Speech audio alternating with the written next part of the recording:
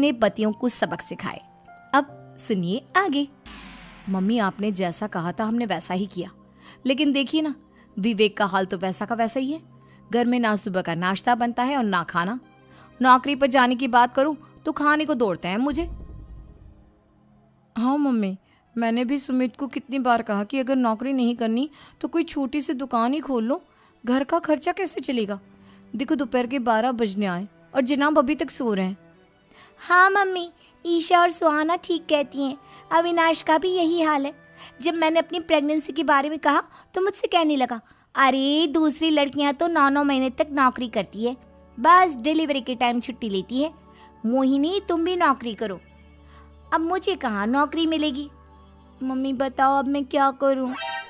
हे भगवान, क्या सोचकर घर जमाई दामाद लाई थी मैं कि मेरी बेटियां मेरे पास रहेंगी और खुश रहेंगी, लेकिन इन आलसी दामादों ने तो हमारी जिंदगी को भी प्रॉब्लम में डाल दिया है। मैं तो कहती हूँ मम्मी, हम लोग वापस अपनी जॉब पर जाना शुरू कर देते हैं।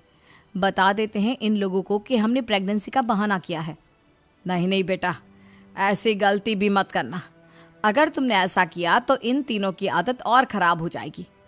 अरे आज नहीं तो कल कभी तो तुम प्रेग्नेंट होगी, तब वापस यही प्रॉब्लम आएगी, तब क्या करोगी तुम तीनों। हाँ मम्मी, आपकी बात तो बिल्कुल सही है। इन लोगों को तो सुधारना ही पड़ेगा। लेकिन कैसे? अपने बच्चों के आने की खबर सुनकर भी इन लोगों पर कोई असर नहीं हो रहा। पैसे कमाने के लिए घर से बाहर निकलना ही नहीं चाहते ये तीनों। अब मेरे दिमाग में एक प्लान आया है। तुम तीनों चिंता मत करो, उन तीनों को बुलाओ, फिर मैं बात करती हूँ। थोड़ी देर बाद कावेरी जी अपने तीनों दामादों को सामने बुलाकर अपनी बात कहना शुरू करती हैं। अविनाश, सुमित और विवेक, देखो बेटा, मैं ना तुम तीनों से बड़ा प्यार करती हूँ, इसीलिए तो तुम्हें घर जमाई बना कर रखा है मैंने। अरे मम्मी जी, सीधे सीधे कहिए ना, क्या बात है। प्यार तो हम भी आपको बहुत करते हैं। अरे मम्मी जी, आपकी इज्जत भी बहुत करते हैं। अरे भाई, आपके जैसी सास और कमाने वाली बीवी सबको मिलती है क्या? हाँ मम्मी, विवेक और सुमित ठीक कह रहे हैं। आपकी बेटी से शादी करके मेरी तो जिंदगी ही अच्छी हो गई है। जानती हूँ मैं, और ये भी जानती हूँ कि तुम तीनों अपने अपनी बीवियों से बहुत प्यार करते हो। बेटा, बात ऐसी है कि हमारे कुल गुरु ने कहा है कि प्रेग्नेंट होने के बाद मेरी तीनों बेटियां शुरू के 4 महीने हमारे गांव में जाकर रहेगी, जहां मेरे चाचा जी रहते हैं। अरे लेकिन क्यों मम्मी, गांव में जाकर रहने की क्या जरूरत है इन तीनों को। वो क्या है ना बेटा, हमारे परिवार को एक श्राप है। अगर मेरी बेटियों ने यहाँ पर बच्चा पैदा करने की कोशिश की तो उनके बच्चों को कुछ भी हो सकता है। इसलिए अब से लेकर 4 महीने पूरे होने तक इन्हें गांव वाले घर में रहना पड़ेगा।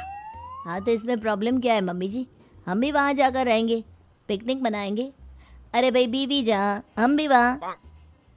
हाँ यार, आइडिया तो बहुत अच्छा है। शहर की ज़िंदगी में रह रहकर परेशान हो चुके हैं, अब कुछ दिन गांव में बिताएंगे। तुम लोग समझने की कोशिश क्यों नहीं करते। तुम में से कोई भी वहाँ नहीं जा सकता, और मैं यहाँ रहूँगी ना तुम तीनों के साथ। 4 महीने की तो बात है, उसके बाद ये तीनों ही लौट कर आ जाएंगी। ठीक है मम्मी जी, अब हमारे बच्चों का सवाल है तो ये तो करना ही पड़ेगा। कावेरी अपनी तीनों बेटियों को कुछ दिन के लिए घर से बाहर कहीं दूसरे शहर में रहने के लिए भेज देती है। कुछ दिनों के बाद, अरे मम्मी जी, बहुत दिन से पिज्ज़ा नहीं खाया, मंगवाइए ना। क्या बताऊं बेटा, पहले तो बेटियां खर्चा दे देती थी क्योंकि उनकी नौकरी थी, लेकिन अब तो मेरे पास पैसे ही नहीं बचे। थोड़े बहुत पैसे हैं जो बच्चों की डिलीवरी में काम आएंगे। लेकिन मम्मी जी, आपकी बेटियों को वापस आने में तो अभी बहुत वक्त बाकी है। वही सोच सोच कर परेशान हो रही हूँ। सोच रही हूँ कल से दूध भी बंद करवा देती हूँ। अब दूध वाले को देने के लिए पैसे भी तो नहीं है ना। अरे नहीं नहीं मम्मी जी, अगर दूध भी बंद करवा दोगी तो मुझे चाय कहाँ से मिलेगी, और चाय के बिना मैं तो मर ही जाऊंगा। क्या करूं बेटा, इसके अलावा हमारे पास कोई ऑप्शन नहीं है। मेरे पास पैसे ही नहीं बचे। इस तरह कावेरी जी धीरे धीरे अपने तीनों दामादों को पैसे देना बंद कर देती हैं और घर में खाने पीने की चीजें लाना भी बंद कर देती है। अब वो तीनों बुरी तरह से परेशान होने लगे थे, और इसलिए एक दिन तीनों प्लान करके घर से बाहर निकलते हैं। और बाजार में जाने के बाद, यार अच्छा खाना खाए हुए कितने दिन हो गए, पता नहीं कब अच्छा खाना मिलेगा। हमारी बीवियों के जाने के बाद तो हमारी हालत भिखारियों जैसी हो गई है यार।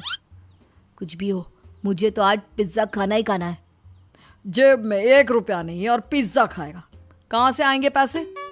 अरे देख वहाँ सामने बोर्ड पर क्या लिखा हुआ है, कंप्यूटर पर काम करने के लिए एक आदमी की आवश्यकता है। भाई मैं तो जा रहा हूँ, काम करूँगा और शाम तक पैसे लाकर आराम से पिज्ज़ा खाऊंगा। जा जा, तुझे कोई काम नहीं देने वाला, हम तो घर जा रहे हैं। चल भाई सुमित।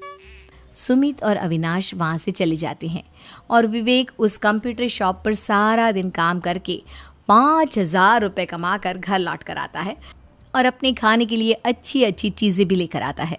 ये देखकर विवेक और सुमित के दिल में भी कुछ पैसे कमाने की इच्छा जागती है। अरे सुबह सुबह कहाँ चल दिए तुम? मम्मी जी एक बहुत अच्छी जगह मिली है, कंप्यूटर पर काम करने के 5,000 मिले थे कल मुझे। अगर रोज़ काम करूँगा तो पूरे 40,000 की तनख्वाह। अरे वाह, ये तो बहुत अच्छी बात है दामाद जी, आपको जाना ही चाहिए। सुमित और अविनाश विवेक को इस तरह तरक्की करते देखकर परेशान हो जाते हैं और वो दोनों भी काम की तलाश में निकल पड़ते हैं। धीरे धीरे उन दोनों को भी काम मिल जाता है। अब कावेरी के तीनों दामाद छोटी मोटी नौकरी करके अच्छा पैसा कमाने लगे थे। एक दिन कावेरी उन्हें अपने पास बुलाती है। अरे वाह, विवेक 40,000 कमा लेता है, अविनाश 60,000 और सुमित तुम भी 40,000 के आसपास कमा ही लेते हो। कुल मिलाकर तुम अच्छे खासे पैसे कमा रहे हो बेटा। हाँ मम्मी जी, बहुत मज़ा आता है जब महीने के एंड में मोटी रकम हाथ में आती है। पूछिए मत मम्मी जी, घर में रहकर रोटी बना बनाकर और तो जैसा महसूस होने लगा था मुझे तो।